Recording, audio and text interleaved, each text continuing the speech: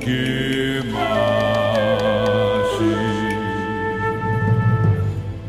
Olá, graça e paz estejam no teu coração.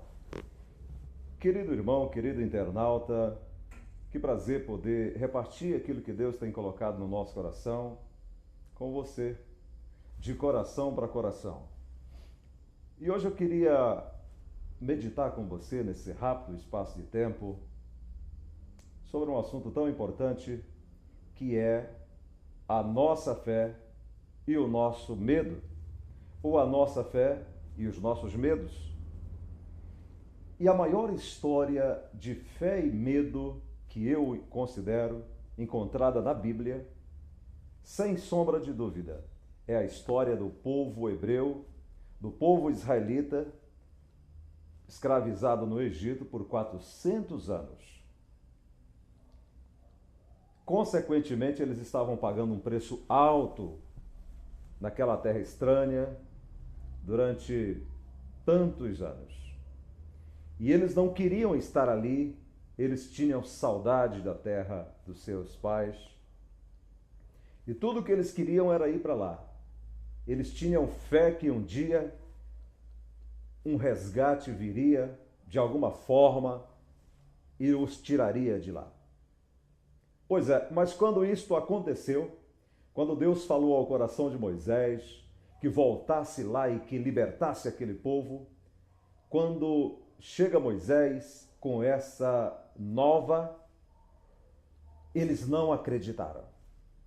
Era muito para eles acreditarem que depois de tantos anos, depois de tanto sofrimento, escravidão severa, eles pudessem sair de lá. E o recado de Deus era por demais importante, grande demais na concepção de quem está escravizado, então, que Deus os tiraria de lá para uma terra boa, Canaã, uma terra que manaria leite e mel. Eles não podiam crer nisso. Não podia ser verdade. Era muito para ser verdade. Essa história enfatiza muito bem situações que nós passamos. Estamos tanto tempo numa situação de um casamento que não dá certo há anos, uma vida profissional que não dá certo há anos, você já tentou tantas coisas e até agora a coisa não rolou, não funcionou. Mas deixa eu lhe dizer nesta hora, como um profeta de Deus na sua vida, de que Deus tem um lugar melhor para você. Deus tem uma Canaã para você.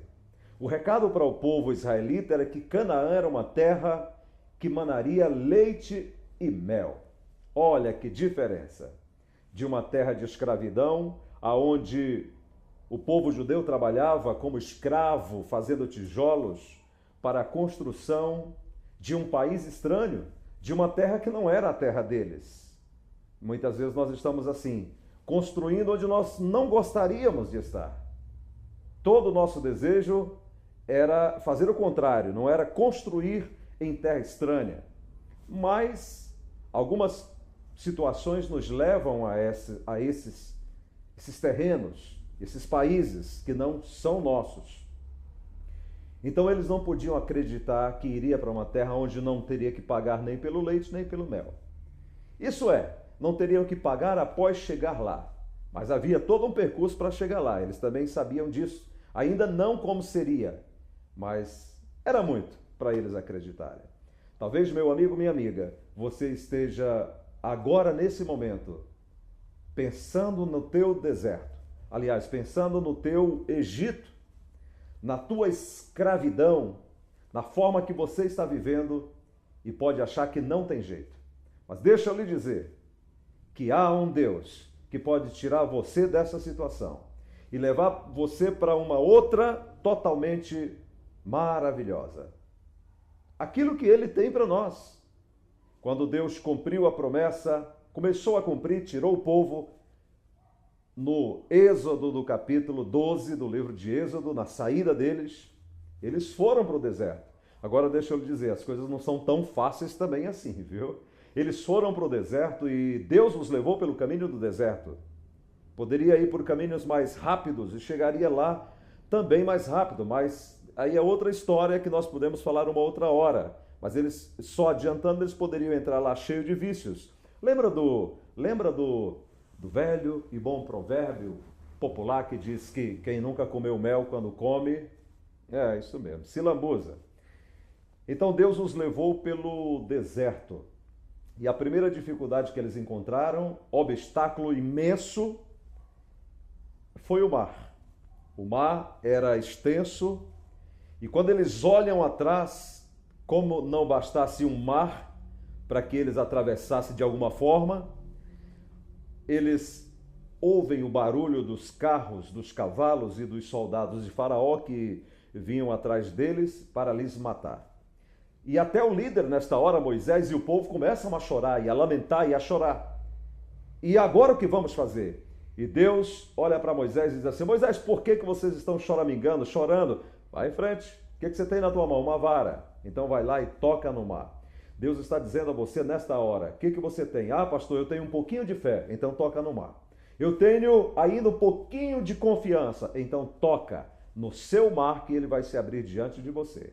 E Moisés foi lá e tocou no mar e ele viu o maior espetáculo da vida dele em todos os tempos. Ele e não menos do que 1,5 milhão de pessoas, porque a Bíblia diz que 600 mil saíram sem contar mulheres e crianças. Pode crer, tinha 1,5 milhão. Viram o maior espetáculo da vida deles que eles não tinham visto até então. O mar se abrir, tornar-se em 2 paredões e eles puderem passar a pé enxuto durante toda uma noite, o restante de uma noite, passaram a pé enxuto. A Bíblia diz isso com riqueza de detalhes. Eles passaram a pé enxuto, até a última criança, até a última ovelhinha, até a última vaquinha passarem, eles passaram a pé enxuto.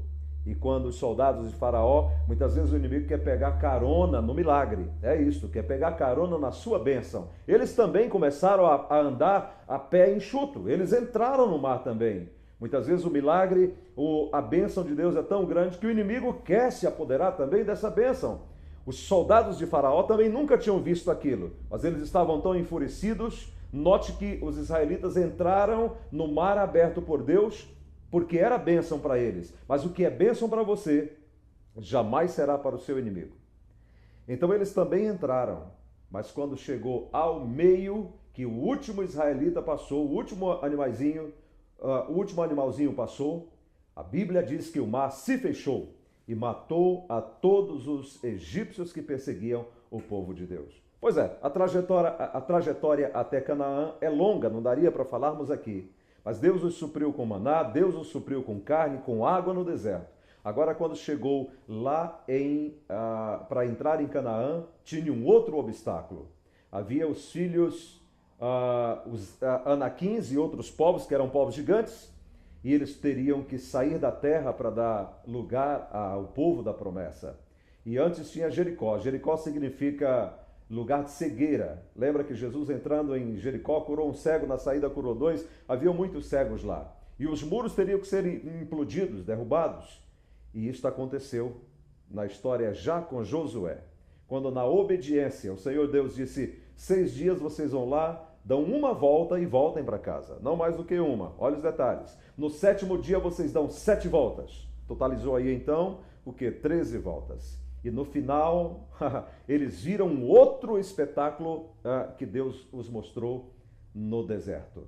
O muro de Jericó, os muros implodiram diante deles.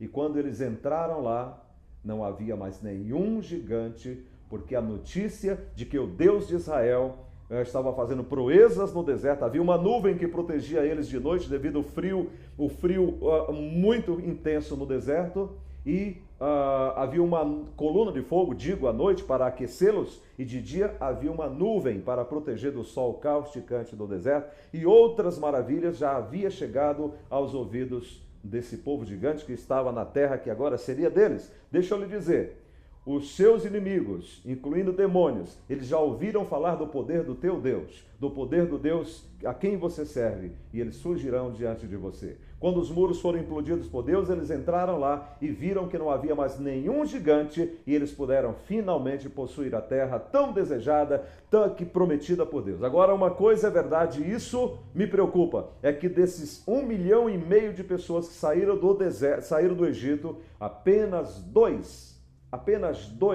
entraram na terra prometida, Canaã, que foram eles, Josué e Calebe. Entrou uma multidão, já que nasceram no deserto, já nasceram na prova, já nasceram na luta. Não reclama se você está nascendo na luta não, porque esses têm a maior probabilidade de sobreviverem e chegarem nos seus objetivos. Portanto, meu amado, se você tem vontade, mas tem medo, pastor, eu tenho fé, mas eu tenho medo. A Bíblia diz que o perfeito amor ao Senhor lança fora todo medo, lança fora todo o temor. Esta é a verdade.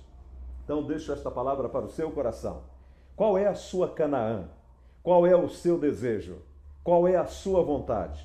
Tenha fé, anule o medo, tire o medo, porque se Deus prometeu que vai te levar, Ele vai levar. Apenas faça a sua parte, obedeça a Deus. Toque no mar, dê uma volta, dê 6 voltas, 7 voltas, olha os detalhes. E se você fizer como o Senhor Deus diz, você chegará lá. Sabe qual é o maior meio de você saber como é que Deus quer que você se comporte? Através da Bíblia, através da sua palavra. Leia a palavra, ore, busque a Deus e Ele vai orientar como você deve fazer. Então que Deus abençoe a você e que você chegue na sua Canaã, na sua terra que mana leite e mel. É o desejo do meu coração. Deus te abençoe, em nome de Jesus. Amém.